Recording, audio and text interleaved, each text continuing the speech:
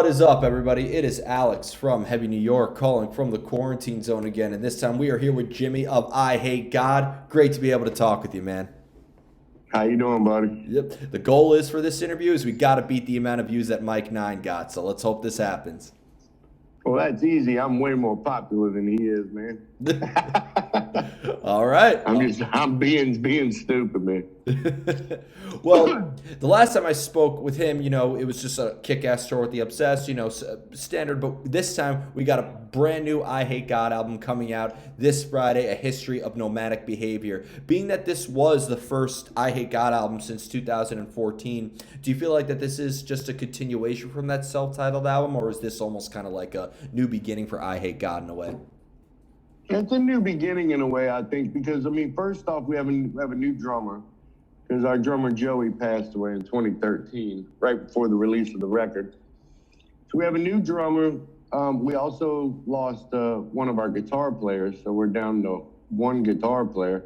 So with that being said, we kind of wrote the last few songs around that idea and reworked the ones we had. So we've been writing for 7 years, and this record is, the outcome of that. But definitely a new style. I think this record sounds different than our other records, or the songwriting style is different. Was that like a preconceived idea? Like, did you go into the making of this album like, let's do something that we'd never really done before, or what did this kind of happen almost like subconsciously in a way with all the changes that you've endured and all the trials and tribulations? Yeah, we had a bunch of songs written, and then Brian quit. And when Brian quit, we kind of reworked the songs a little bit. And then just I'm not saying we wrote for one guitar player, but the songs are kind of structured like that, And like I said, Aaron, is on drums, so it's got a little bit of a different feel than it did with Joey. And I know we're real proud of it, man. And we worked hard on it, and we apologize for it taking so long. That kind of sucks. But. Well, I was listening to the album, and it definitely ain't no Chinese democracy. I could tell you that. So there you go. But I love asking artists, when you're working on this for a period of 7 years, is what we're hearing on this album, like, especially because, you had a couple songs written before entering the studio, did maybe these songs change a lot over a span of time, or some of these songs like the first initial take of how they were originally written? No, like I was just saying, we had to rewrite a bunch of them because Brian had quit.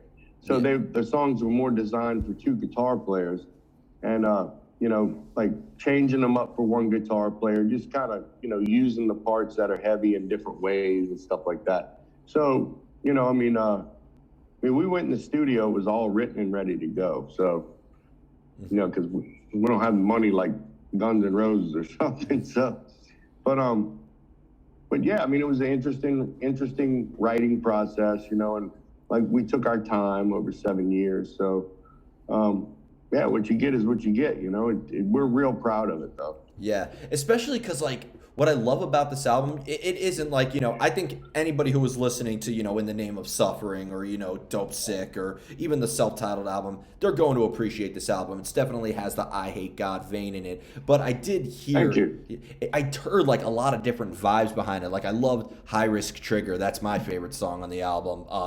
Current Situation, Three Black Eyes, Everything, Every Day. Like there's many different vibes I feel like I get on this album. Was this maybe like a result of maybe many different emotions that you and Mike and everybody were sort of like feeling at that time in a way?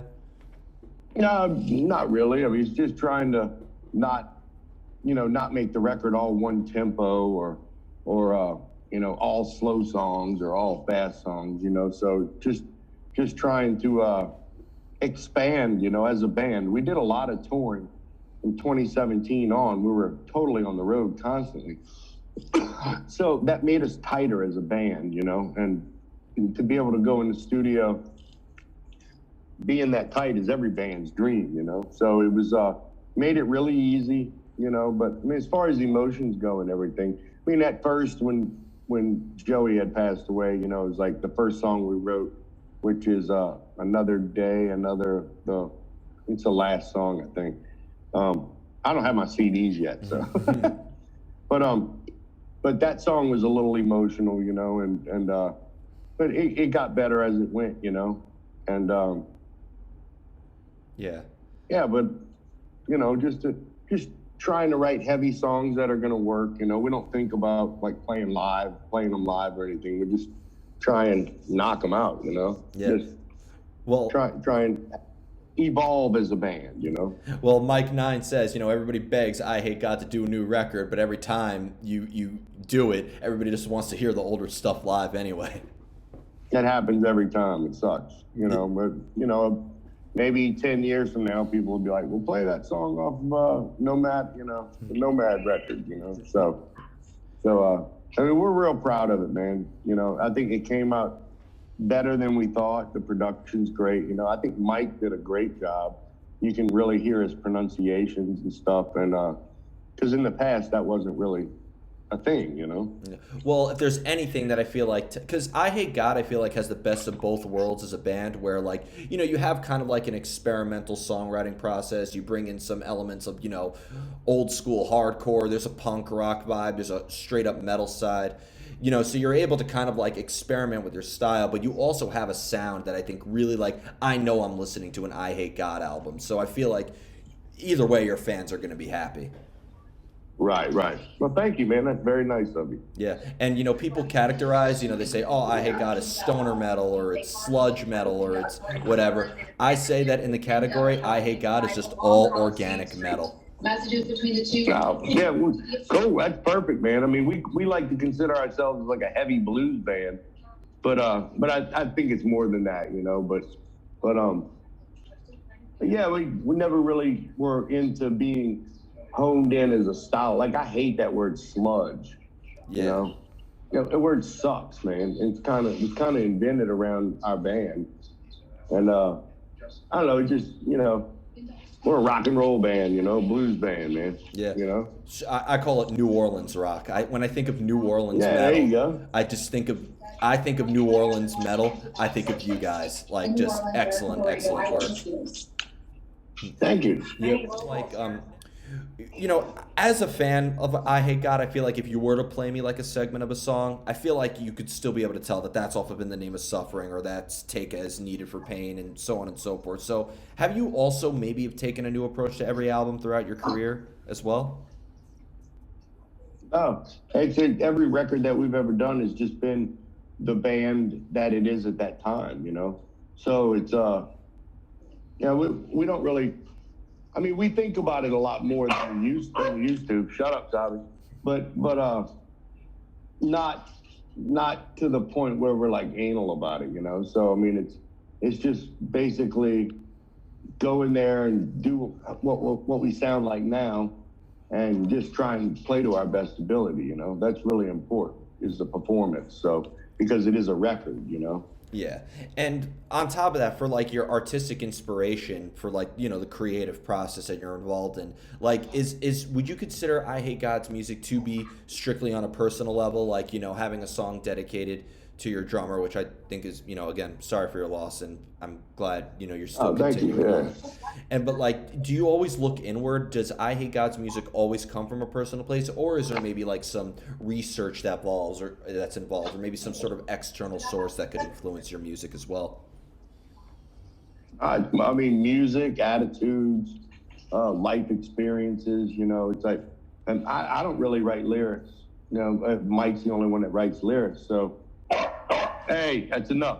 So trying to express vocally or lyrically, is kind of impossible for us. So we just, to me, Eyehategod is more of it's just a band that's constantly evolving, and we've taken, when I say we're real proud, it's because, well, at one point we couldn't even play, we couldn't even play that good, so to be able to play good and put out a good record, that's our focal point at the end of the day, and I don't know, I just think on this new record we really did something a little different, Definitely. Personally, I think that. Yeah. I think you're gonna get a whole new fan base to Eyehategod. I think your long running fans are gonna appreciate this, but a brand new era of I Hate God is like, this is going to bring you're going to see a lot more younger fans coming out to the show. Yeah, that's cool. That'll work. Yep. I mean, it seemed like for a while you guys were like the local band in Brooklyn, because I would see you guys at St. Vitus or Kingsland or Brooklyn Bazaar almost every other month. And, it'd always be people 21 and over, but you're going to see a lot of younger fans who are going to try to sneak into the show to see you guys after this album. New York's one of our favorite places to play. I think I think New York's a city that definitely understands us and treats us with wide open arms and a lot of love, and we've been playing New York since back in the CBGB's days. So, we used to play there every time we come into town. So Mike used to live there. So we kind of feel like we're a part of the New York scene in a weird way, Yeah, I mean, a lot of people are saying that when shows can happen again after this godforsaken fucking pandemic's over, that I Hate God should be the first band to kind of like welcome back, because it is almost like a tradition anyway for New York. Like, that'd be great, dude. Yeah, but if indoor shows can't happen, bring the show into Central Park one day. Yeah. Pull that off, man. Hey, you can make it happen. We're trying to promote the ultimate. I can make it happen, and we play in Central Park. No, dude. Just pull up with a generator and start jamming? Yeah, I mean, we've seen stranger things happen in the city that people have gotten away with. Yeah, it's true. That is true. Yeah. No, I mean, we look forward to going back on tour and playing everywhere, but like I said, New York is definitely one of our favorite places, and I feel we're definitely treated like family when we come in, Absolutely. And like you were saying about a lot of new young kids coming, bring it on. We're constantly into evolving as a band, like I said, and getting new fans, and I think that's what you're supposed to do, man. Yeah, I mean, that's how you keep it interesting. Yeah. Now, definitely, you're one of probably the most, if not the most prolific member of I Hate God, because, you played with so many other bands between, Down and, some time with Crowbar and even Corrosion of Conformity, like, and some stuff. So, like, depending on, like, the projects that you have been involved with and, depending on the band you're with, is there a different mind frame depending on, like, the playing style or creativity, or is there a usual method behind the madness that applies to everything? With I Hate God, yeah. Or just the way I approach playing with a band anyway? In general, like I Hate God, as opposed to every other. Every band's different. With Down, I'm on drums, so there's a lot of physical preparation that goes into that. More than on guitar. With bands like Superjoint, or Crowbar, it's just I think I've been very fortunate that every band that I am involved with sounds different. Crowbar and I Hate God, I guess, are both slow, but I think like Superjoint sounded different than Down, and Down sounds different than I Hate God, and I Hate God, sounds. It just depends. I go into each project, just really excited, and going in to give 100%, and curious as to what new things could happen with the band, or, so it's weird. I don't do it as much as I used to, switching in between bands. Like in the 90s, I was in like 5 bands at once, and everybody hated me, because if we couldn't go on tour, it was usually my fault, and stuff like that. Yeah. So, having to deal with that all the time and everything, but, like we did Superjoint recently, and that was a lot of fun, man. It was just really cool to get back together with those dudes, play those songs again, and write a new record, Yeah. So it's all just keeping it interesting. Sorry. Yeah. And it's cool. You have different instruments and different mediums to express yourself. I feel like, with what you've done. Exactly. I feel like you're almost kind of like the New Orleans Dave Grohl in a way. So. I wish I had his money. Well, just a little bit of it.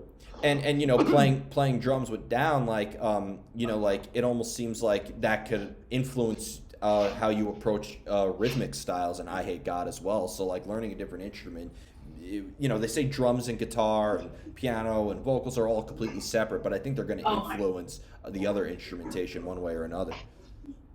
It definitely gives me a, I don't want to say an advantage, but to know drums and know guitar, you know, it's like when writing grooves and rhythms and stuff, you know, if you can already hear the beat, you know, it kind of helps a little bit, you know. And whether it's an advantage or not, I don't know, you know, but I don't know. I feel fortunate to be able to play a couple different instruments and you know, always working on being a better musician all around, you know. Yeah. Well, I interviewed a couple years back, actually around the same time frame I interviewed Mike, but I interviewed Sal, who used to drum for Typo in Life of Agony, and now he sings and plays guitar in A Pale Horse Named Death. And he said, like, if it wasn't for the drumming I've done in those two previous bands, I don't know if I would have been able to go into A Pale Horse Named Death with the like rhythmic knowledge and the structural ideas. So.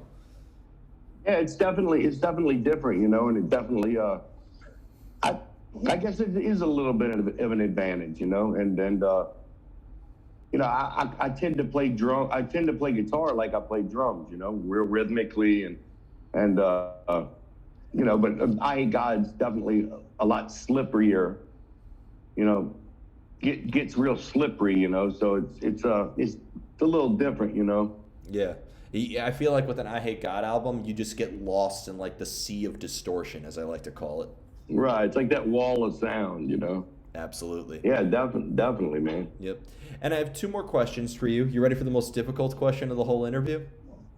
Sure. All right. Going back to songwriting, how do you know when a song is done? Ooh, good question.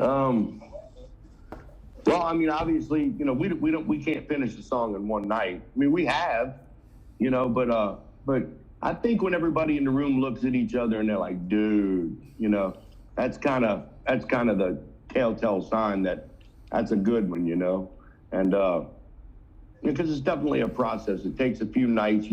I don't know, I can't speak for other bands, but we change things up a lot, you know, and tend to try a lot of different options on chord changes and stuff like that, which I'm sure a lot of people that listen to I Hate God wouldn't think that, but it's true, you know. Not so much back in the day, but more now, you know, really pay close attention to detail, so. Yeah, I've noticed that there's like a little there's like some more detail. Like I've noticed like some more pitch harmonics on this album and like some more Right. And like a little bit more of like a, I don't know if it's like a chord change. There's definitely work in your guitar that I haven't heard in another I Hate God album before, which. Cool, man. Yeah. Thank you.